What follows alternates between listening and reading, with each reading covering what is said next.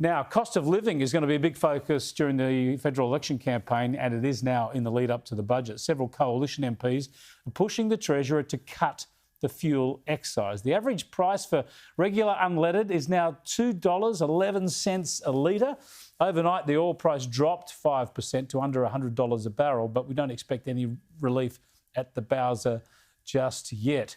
Anne Webster is one of those MPs pushing for a cut to fuel excise. She's the Federal Nationals member for Mallee in Victoria. She joins me now. Thanks for joining us again, Anne. It's funny how when oil prices go up, the petrol prices go up very quickly, but when they drop, they don't come down as quickly. But I suppose what we're expecting, given the instability in the world, we're expecting those oil prices are going to be pretty volatile for some time to come.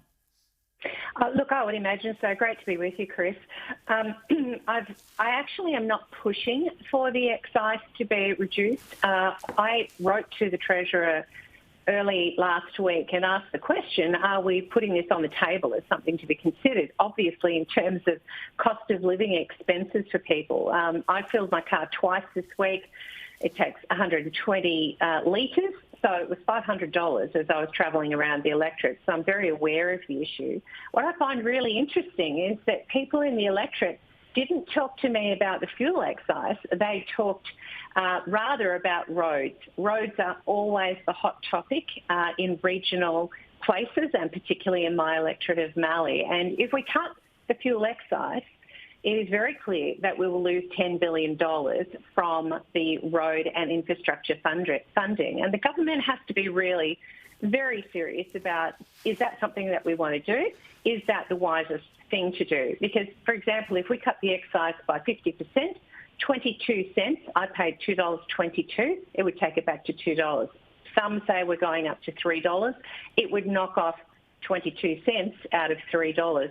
Ultimately, it's a bit of a band-aid. What we need are the global factors, the supply chains, to actually get in sync again. And that's why our action with the International Energy Agency, contributing our collective part to that, to see a stabilisation of the supply chain is the way to go. It sounds like you were pushing for them to look at the petrol excise, but you've gone a bit soft on it now.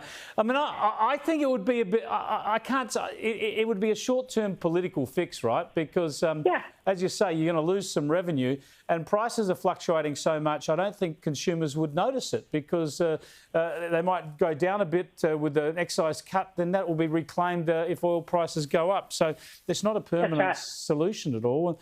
What about this push to drop tax on draft beer as well? Why is that important, and how is that going to help the hospitality industry? Because I don't know that beer prices are a great disincentive to going out at the moment. Plus, I don't think so.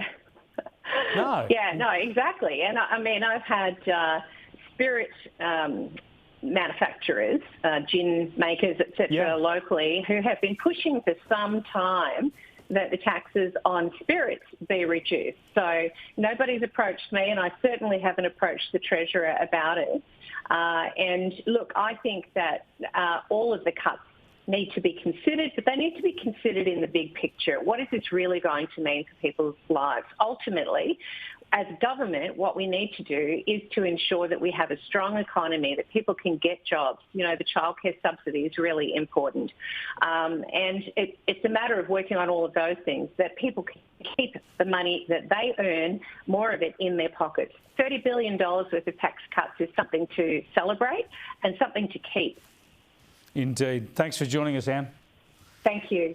Anne Webster there on this focus on tax cuts and cost of living. We're going to hear a lot more about that. Grog and petrol. No mention of cigarettes yet. Surely they couldn't put more tax on cigarettes.